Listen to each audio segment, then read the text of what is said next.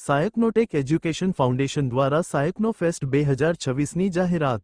શિક્ષણવિદ doctor મેધા ભટ્ટ દ્વારા સ્થાપિત સાયકનોટેક education foundation તેનું લોકપ્રિય વિજ્ઞાન અને ગણિત કાર્નિવલ સાયકનોટેક 2026 જેમાં ધોરણ બીજી 10 સુધીના વિદ્યાર્થીઓ દ્વારા તૈયાર કરાયેલા 300થી વધુ ઇન્ટરેક્ટિવ પ્રોજેક્ટ્સ અને કાર્યકારી મોડેલ્સ રજૂ કરવા માટે સજ્જ છે। આ માત્ર પ્રદર્શન નથી, પરંતુ એક જીવંત શૈક્ષણિક અનુભવ છે, જ્યાં વિદ્યાર્થીઓ પ્રયોગો અને મોડેલ્સ દ્વારા વર્ગખંડના જ્ઞાનને વાસ્તવિક જીવન સાથે જોડે છે। આ પ્રકારનું અનુભવલક્ષી શિક્ષણ જે આવિષ્કાર તરફ દોરી જાય છે, આ વિચારધારાને કેન્દ્રમાં રાખીને આ કાર્યક્રમ વિશ્લેષણાત્મક વિચારશક્તિ અને વૈજ્ઞાનિક દૃષ્ટિકોણ વિકસાવવાનો પ્રયત્ન કરે છે। અમદાવાદ, મુંબઈ, ગાંધીનગર, સુરત અને વાપી સહિતના શહેરોના વિદ્યાર્થીઓ સાથે બહરીન, દુબઈ અને કતરથી આંતરરાષ્ટ્રીય ભાગીદારી આ ઉત્સવને વૈવિધ્યસભર બનાવશે। ગો ટ્રસ્ટ અને સરકારી શાળાઓના બાળકોની ભાગીદારી દ્વારા સમાવેશક અને સમાન શિક્ષણ પ્રત્યેની પ્રતિબદ્ધતા પણ વ્યક્ત થશે। Report by Ashwin Limbachiya, Ahmedabad. હું ડૉક્ટર મેઘા ભટ્ટ, ફાઉન્ડર સાયનોટેક, અને અમે એક અનુભવલક્ષી શિક્ષણ સંસ્થા અને ઇનિશિયેટિવ ચલાવીએ છીએ।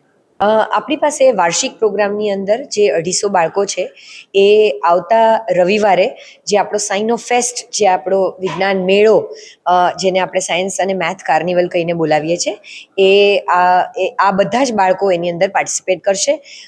અને આપણે સમાજના નીચલા સ્તર સુધી પહોંચવા માટે આ વખતે NGO સાથે ટાઈઅપ કરેલા છે, એટલે એ લોકોના બાળકો અને વત્તા 5 પ્રાઇવેટ સ્કૂલ્સના બાળકો પણ આની અંદર પોતાના પ્રોજેક્ટ્સ રજૂ કરશે। આ વખતે તો નથી, પણ ચોક્કસ નેક્સ્ટ ટાઈમ પ્રયત્ન કરીશું।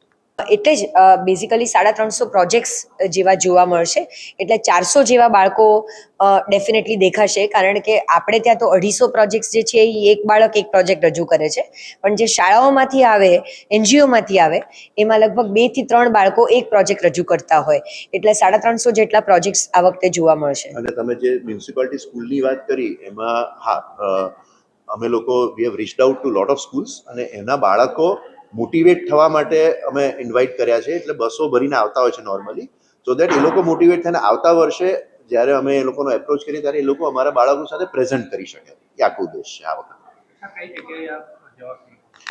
ગુલમોર ગ્રીન્સ ગોલ્ફ અને કન્ટ્રી ક્લબ, જે સાણંદ એરિયામાં છે, એની મોટી લશ ગ્રીન ગુલમોર લોનમાં છે। સાંજે 5:30 વાગ્યાથી 12મી એપ્રિલે રવિવાર।